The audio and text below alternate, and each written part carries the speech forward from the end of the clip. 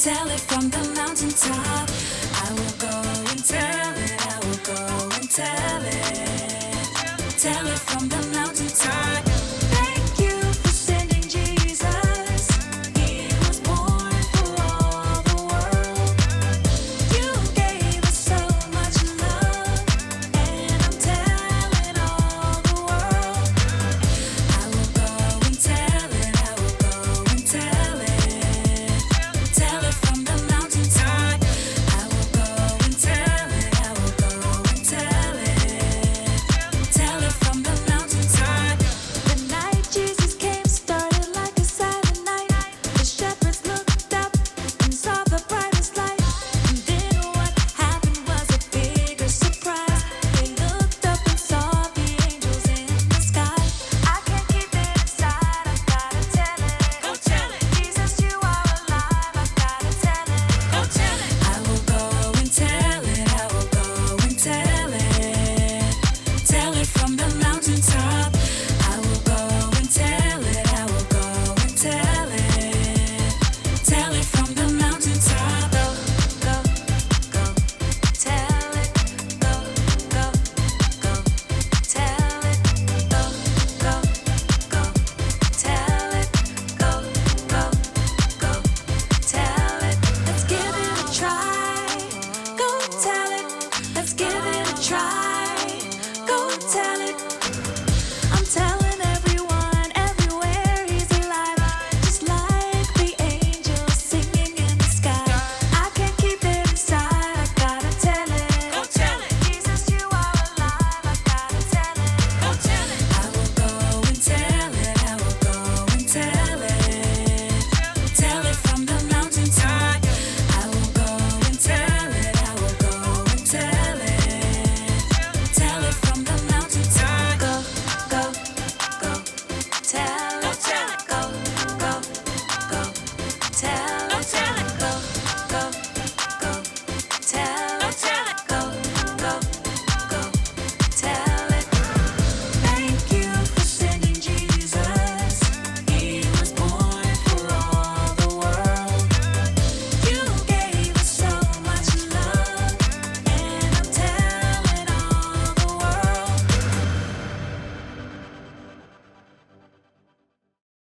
This is looking good. Right there. Yeah, Perfect. Like right here. My side looks good. Oh, hi. Welcome to Story Lab. This week we're talking about Christmas. And putting more decorations on our tree. More tinsel? Always. Perfect. Plus, we also might show you something that might just rock your world.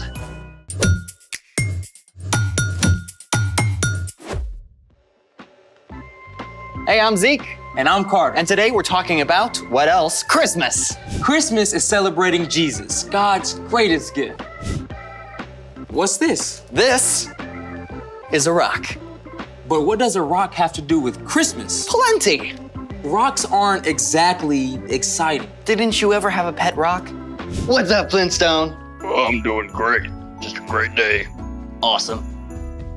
I don't make a habit of talking to rocks. Well, then you're missing out. Oh yeah? You know what they call the process of drilling through rock? Making holes in a rock? Nope, it's called boring. Boring. But rocks aren't boring. In fact, when you really think about it, rocks... Hold on, man. If you're about to say rocks rock, please don't. Listen, I get that rocks can look pretty common and ordinary, but there's more to this rock than meets the eye. And I can prove it. You're kidding. Nope. Okay then. Let's do it! Now, the most important thing about this rock isn't what's on the outside, but on the inside. All right, man. So, break it down. How about you break it down? Okay. Is that really the best you can do?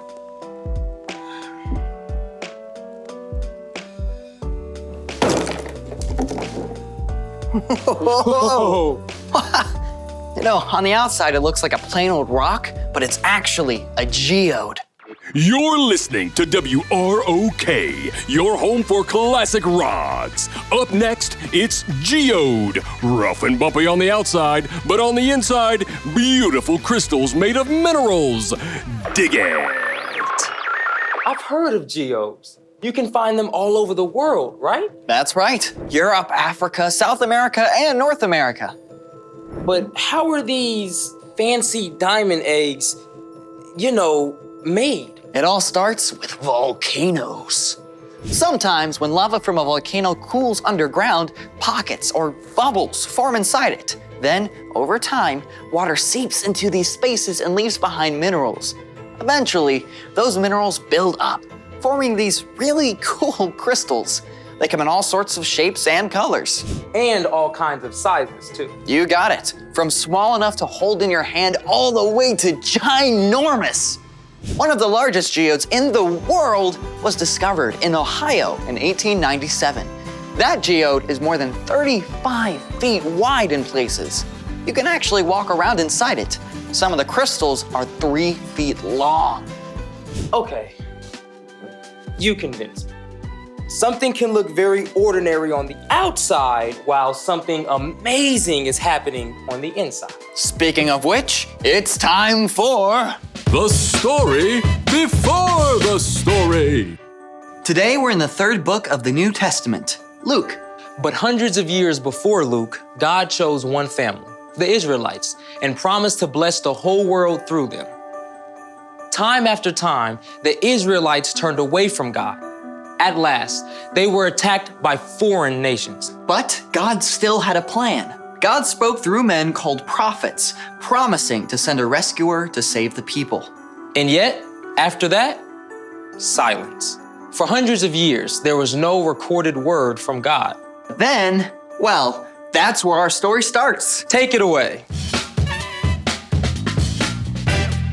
Hey everyone, Brian here. Many of the Israelites were carried off to foreign countries, but even as that happened, God promised not to give up on them. I know the plans I have for you. I want you to enjoy success. I do not plan to harm you. I will give you hope for the years to come. But after the prophets, silence. So what happened? Did God forget his promise? Not at all. In fact, as we'll see, his plan came together at just the right time. Because in the town of Nazareth lived an ordinary young woman named Mary. And one day, an angel named Gabriel visited. Greetings, Mary. The Lord has blessed you in a special way. He is with you. Whoa. I mean, can we just pause for a moment to think about how shocked Mary must have been? I mean, boom, angel in my living room, right? And we know she must have been scared because Gabriel then said, Do not be afraid, Mary. God is very pleased with you. Gabriel went on to explain that God's plan for rescuing the people had finally begun, and Mary would play a major part in that rescue. You will become pregnant and give birth to a son. You must call him Jesus. Okay, so Mary had some questions. Who wouldn't? But even though she didn't fully understand everything, she replied, I serve the Lord. May it happen to me just as you said it would. Mary was so excited she traveled to see her cousin Elizabeth, who was also going to have a baby. And even before Mary shared the good news, Elizabeth cried out, God has blessed you more than other women. As soon as I heard the sound of your voice, the baby inside me jumped for joy. You are a woman God has blessed. You have believed that the Lord would keep his promises to you. And Mary praised God. My soul gives glory to the Lord. He has taken note of me even though I'm not considered important. He has helped the people of Israel who serve him. He's done it just as he promised to our people of long ago. Even though Mary didn't know the whole story yet, she knew and trusted God.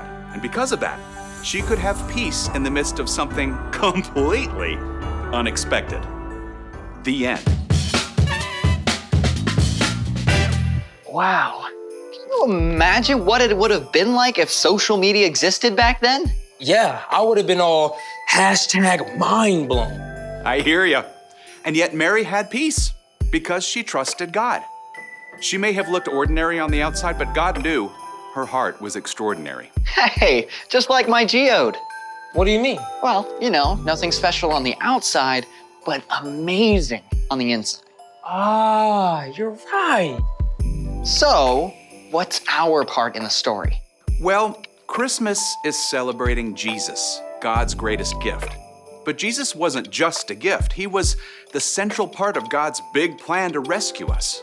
That means we can have peace because God always has a plan, even when we're scared or sad or uncertain about something. Like if you suddenly have to move to a new town in the middle of a school year. Or if a family pet dies. Or you find out that you're going to have a new baby brother or sister. No matter what happens, you can choose to give it to God because God has a plan.